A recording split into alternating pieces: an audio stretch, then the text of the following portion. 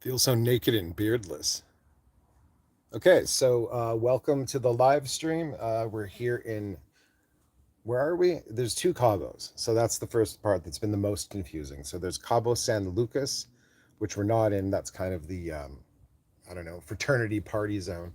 There's a lot more older areas to Cabo San Lucas, as I've discovered yesterday meeting up with our uh, bike sponsors.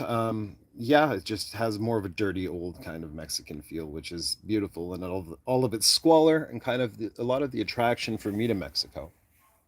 We are in San Jose del Cabo, which is about a 40-minute ride up the Federal Highway 1, and where we found this little rustic, kind of romantic surf cabin. Because when Roxy found the tickets a couple months ago, $500 return, good flight times to Cabo, it just seemed like this is what's supposed to be happening while our little mountain village is pretty much a snow globe at about this time of year. So we're dedicating ourselves to at least once a year taking a bit of a trip and looking for whatever type of OBX adventure we can get into, which will include live streams like these and just kicking it, doing things.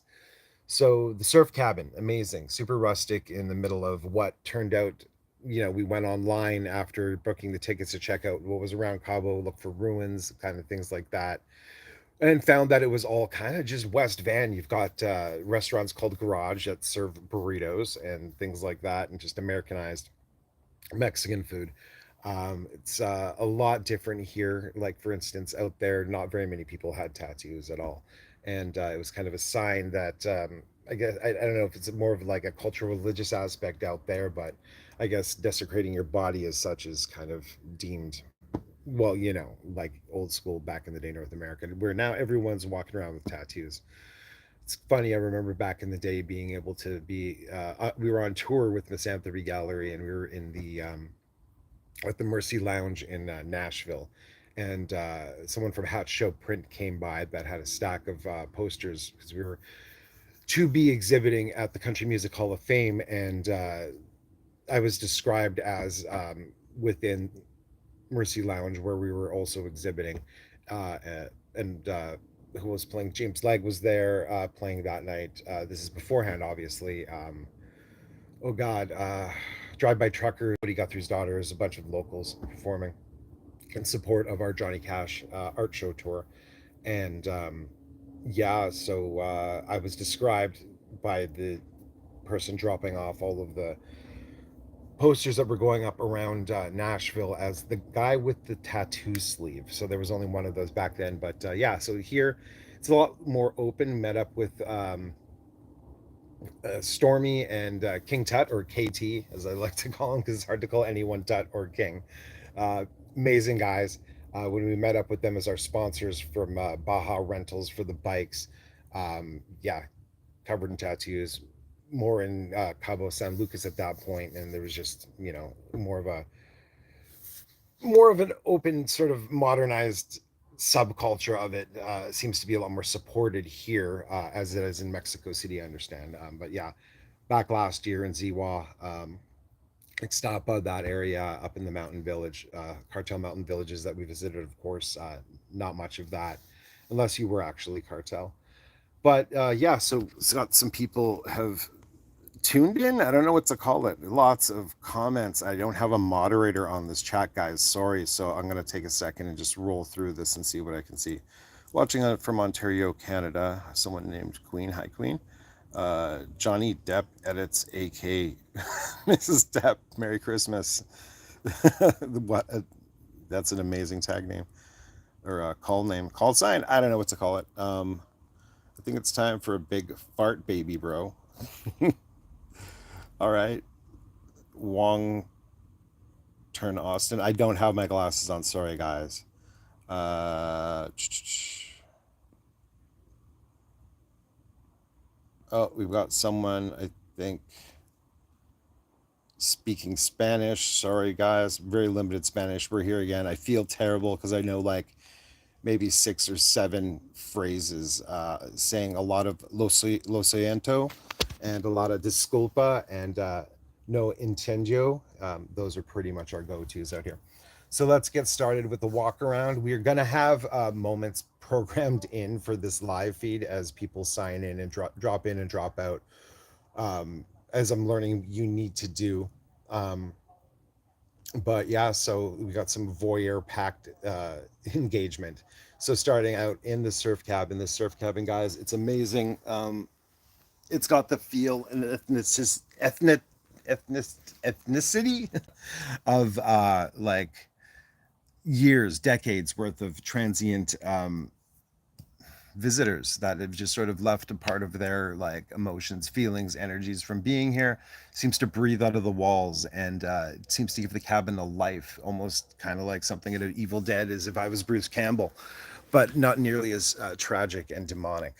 So starting out every morning, early afternoon, depending on how much tequila we get into.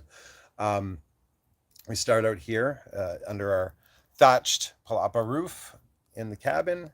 It's still a little bit cold out this way. It's warming up, um, getting into tourist season and stuff. But in the evenings, the windows and everything pretty much stays closed because there's giant gaps in lots of parts of this cabin, just letting airflow, which I'm sure is great in the more summery seasons. But in December, we get a little bit of a chill. We're at 28 degrees at 1 p.m. right now out here in San Jose. So above the bed, we've got this pretty much useless bug mosquito type net, given that there's a hole in it the size of a fist-sized bird. So getting around here, we got the cabin up here where the bed is. Trying to flip the camera. And subtleties of my OCD that comes along packed with my hypervigilance complex will take care of making that bed before we get out anywhere, as well as this debris kicking around. So yeah, we've got this extremely dangerously steep ladder coming up to the loft, and this railing that's about knee height. So there's a lot of avoidance of treachery going on here, set up to die. And I'm not sure if people have brought these up. These are all like shells from the ocean, which is just a walk down the beach away. Some random antlers, bit of a cross, ukuleles, things like that. Just artwork that seems to either be done here or purchased for here. This marlin could use a little more room to breathe, but this is pretty amazing. Definitely has a surf cabin vibe. So up and out here, we've got these windows here that open up, and this would be little Tibetan doorknobs or handles. Our balcony up here at the surf cabin. Super cheap deals, guys. You can find it at I always hate saying guys. I feel like I should start these live streams almost like, what's up, guys, this is your girl Sans, but we'll avoid that. It's just being this kind of like, what am I, influencer? It all sounds and feels super weird, so we're trying it out anyway. But yeah, back to where we're at. If you're planning on coming to Cabo, check out, if you're into a more relaxed, laid back kind of time and not out for the Mexico party factor, check out Autumn, that's our host's name, little Airbnb, the surf cabin out here, just off of Highway 1 in San Jose del Cabo. $50 USD a night. You can't go wrong. It's great. It's really well furnished and everything. Couldn't ask for more, except for this time of year, maybe a few more blankets. So let's make our way down these treacherous stairs. Great thing is that we're living, or for the time being now that we're here, on a place called Gringo Hill on the Baja Sur. And it's basically founded by, back a few decades ago, by I guess it might be these fellows, some guys from the American side of Baja California, came out here in the 80s. As you can tell, it just looks way too amazingly cliche 80s surf movie. And they founded this this cabin and stuff with their love for surfing. And yeah, it's definitely a surf area. There's lots of surf instruction that goes on and whatever. Not something we're quite planning on doing. And check these things out. So these are like some kind of foam surfboard, old school paddle boards or something. They're probably about 20 feet tall, and they just sort of sit in the corner of the cabin, probably pretty much for decoration. Some paddles here, just, you know, single blade paddles. No idea what these are for or how you would use them. If you do know, let us know in the comments, because I'm intrigued. If you can throw a link in there, great, for everyone else to know too. So they've collected all kinds of stuff. This little hammock just kind of drops down from there when you want to use it. A little in the way most of the time, so we're just gonna throw it back up. No, we're not. It's too awkward. Only got one hand. Yeah, we got these cute little drapes, and Rochelle will show you. There's a window over here. Oh gosh. Yeah, it's not the easiest to open, so I'm totally harassing her by getting her to open these. But they're awesome little, like, kind of blowout type old school Mexican open out windows. You can see it into the yard and everything. We've got another little outbuilding over there where other people can rent as well. So this place sleeps for, there's one bed, tons of room. If you guys want to rent this and check it out, it's amazing. Super cheap, like I said, $50 USD. I am just getting up a little late due to our friend. Here, I'll introduce you. Oh no, Roxy. Freezer. We've stuffed our friend in the freezer for the time being. So our friend Cabrito kept us up a little late last night, so we're just getting up now. We're not going to kick off our day with this guy, but definitely a bit of a dark companion. That's to say that in Cabo, things aren't cheap like most of Mexico, so it was a little thrown off when we got here. Things like one of your regular size Tropicana, bigger, larger plastic things of orange juice, $27 was what it came to, roughly like 24, 27. Once you do the conversion from pesos, so some things are ridiculously expensive. Other things are, you know, still a little bit Mexico feeling, like all their pollo or their chicken is yellow, as we do bleach our chicken in the processing in North America.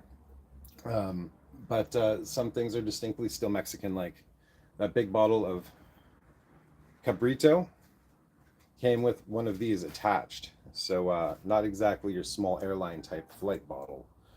And that altogether came to what? It was about $18 for the 2.6 plus.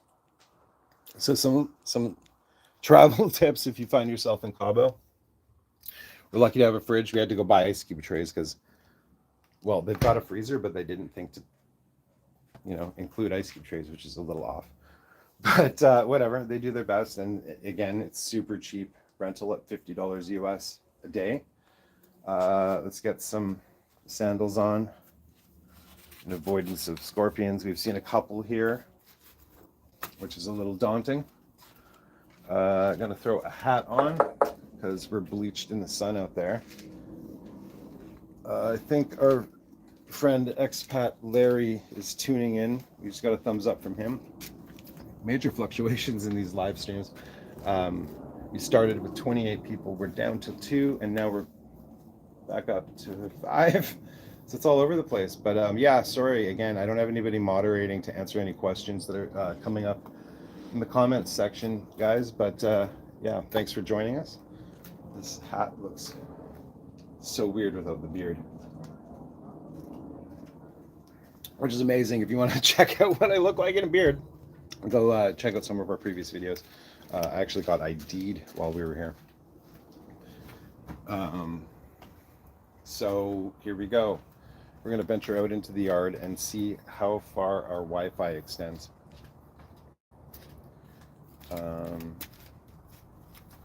Yeah, so we've got this cool little steely mounted, tack welded onto these legs, which makes this incredible little portable fire. Looks like breakfast is being served. We've got this amazing type of cheese, and you couldn't really get it open properly, but this has been a staple out here. Oaxaca cheese? I don't know. What is that? Whatever that is. But it comes together in this kind of like long strand that ends up in a ball, and you just sort of peel them off like cheese strings.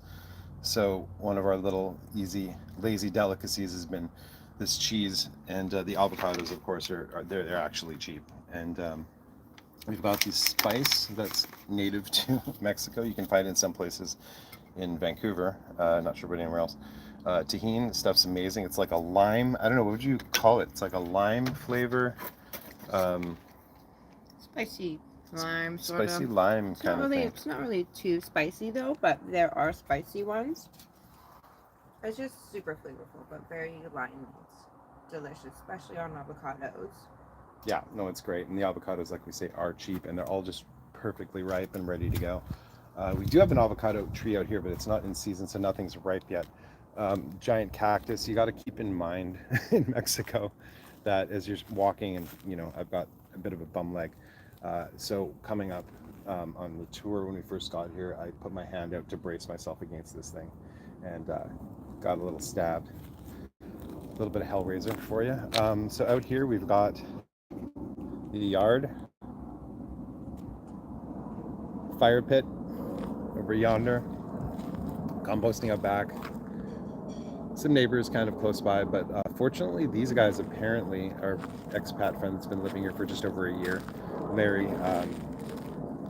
He's friends with these people. We've yet to meet them, but we've only been here for a couple of days.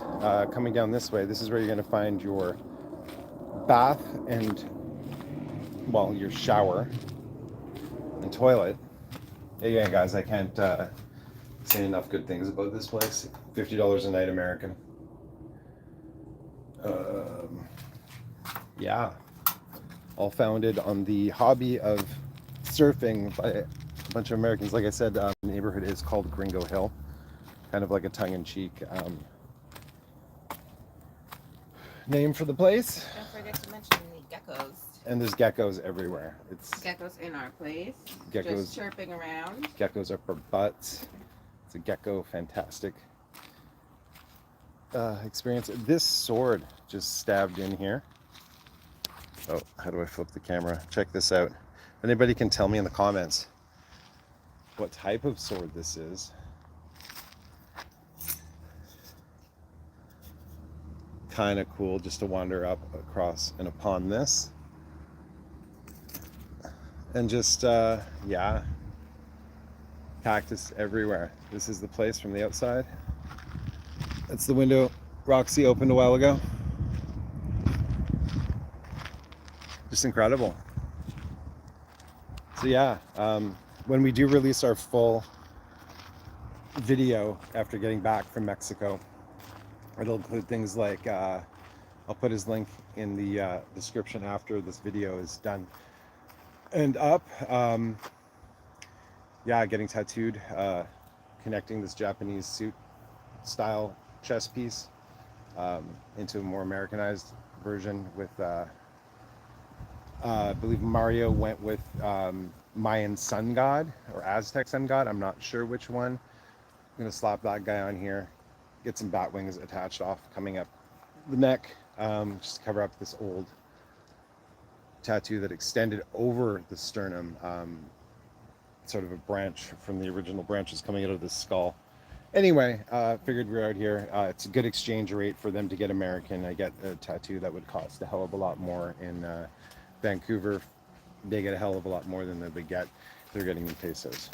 So out here, where Roxy is currently opening up our gate, little thatched gate security. You can check out the scooter sponsorship that we've got from Baja Rentals.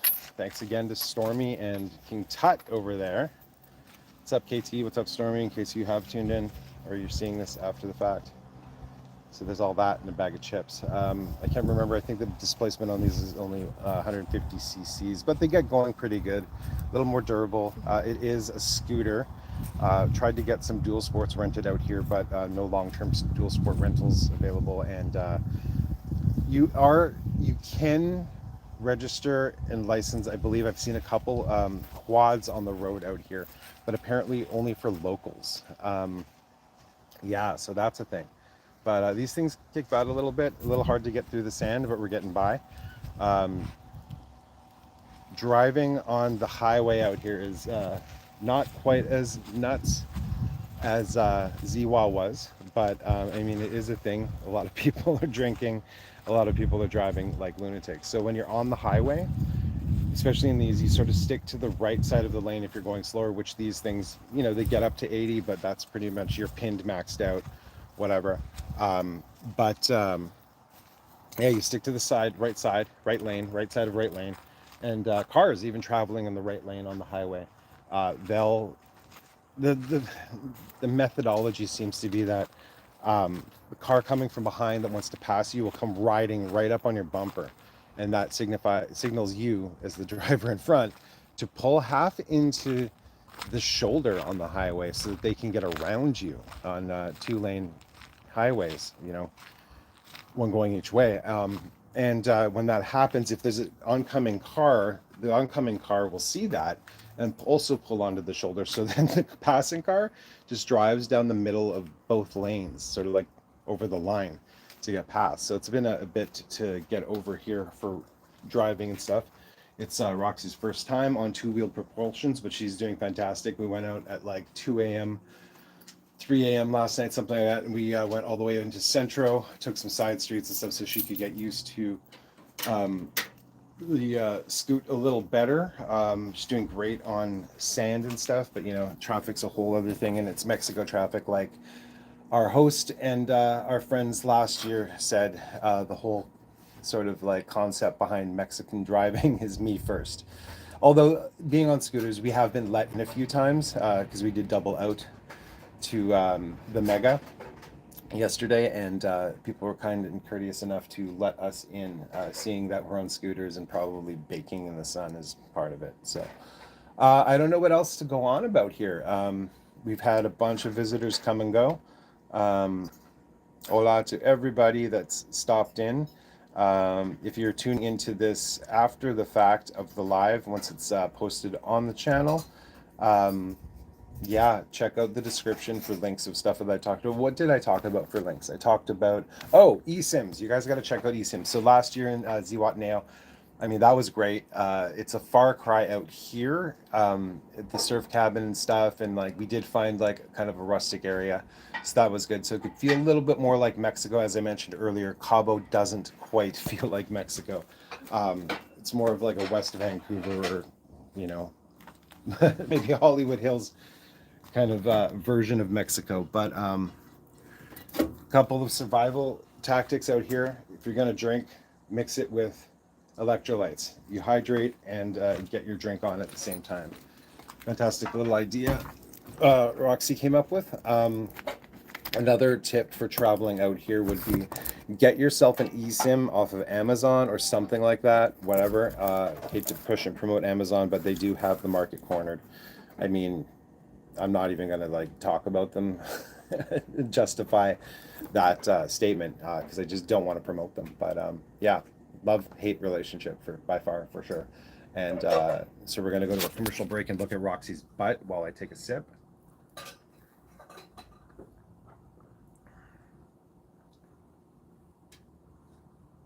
By the way, guys, that's our kitchen if you haven't put that together. Anyway, kicking it with a little Montezuma the other day. Not as interesting or as complex, but funny enough that, or funnily, I believe the actual way to say it is, or term or word, is that they stock all of this stuff at the local corner store, and the guy was telling me, special for tourists kind of thing when I was picking them up.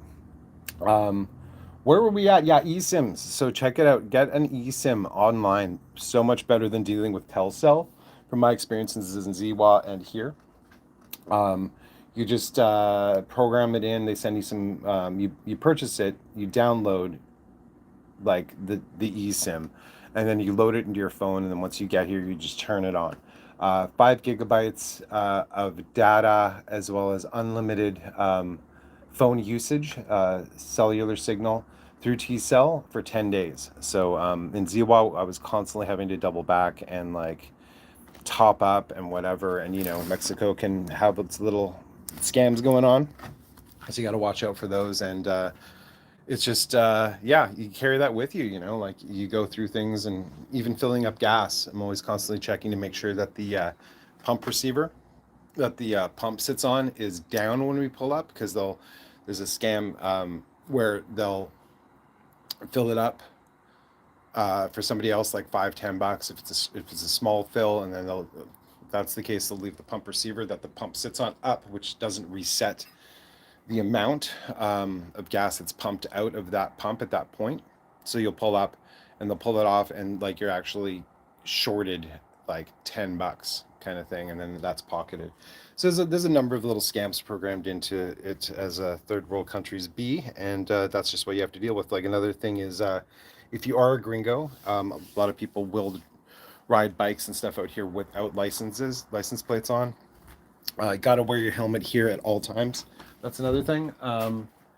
Oh, got to go back upstairs. We forgot something. So you got to wear a helmet on your bikes at all times. It's if not, especially if you're a gringo, and no helmet, say no license, you're definitely getting pulled over. But the consulate has issues with taking gringos and harassing them and throwing them in jail, because the police don't really run things. It's more of like a ex-military component, if you get what I'm saying. So they're a little thugged out in themselves. And so you'll get pulled over, and they'll threaten to impound your bike. They want your passport. Always leave your passport at home, or locked in your safe at your Airbnb or your hotel or wherever you're at. And you can go with your license. It's not too terrible. They're not trying to take that most times.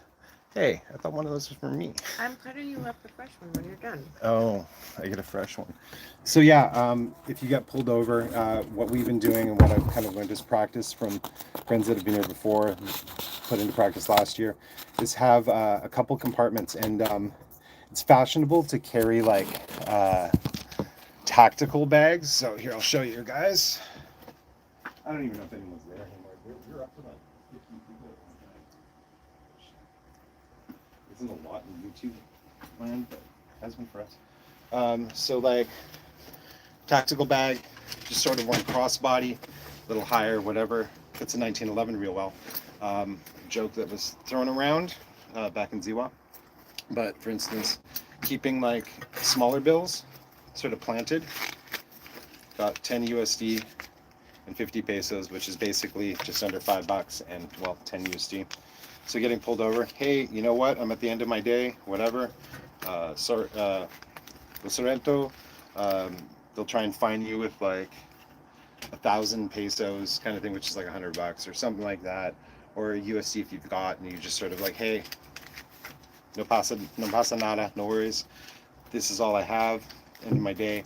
Show them the pocket. Meanwhile, you've got the rest of your larger bills stashed away in a different pocket, as well as your ID in a different pocket. Sort of break that stuff up, because ultimately, even if you say run a red, where as hanging out with Mushman Harvey back in Ziwa, we were driving one day after the Jaguar, or however you say it, the strip club, and we're driving, and there's a green light. Some of the lights just don't have yellows, so there's no amber signal. It goes green to red like that. So we end up running it, get pulled over by the policia, and he's just laughing at them like, you know what, man, there's like we have yellow lights in North America, but what's up with this light, whatever.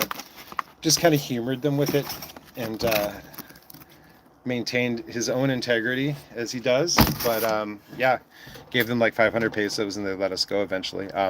We were driving the Vocho, Beetlejuice. You can check out that video. I'll put a link in the comments to the Ziwa video.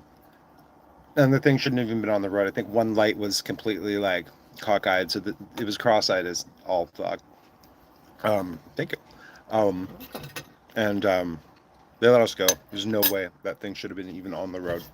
But as I say, the consulate has a thing with tourists where um, they're not trying. The police aren't trying to. The government has a thing with the police regarding tourists.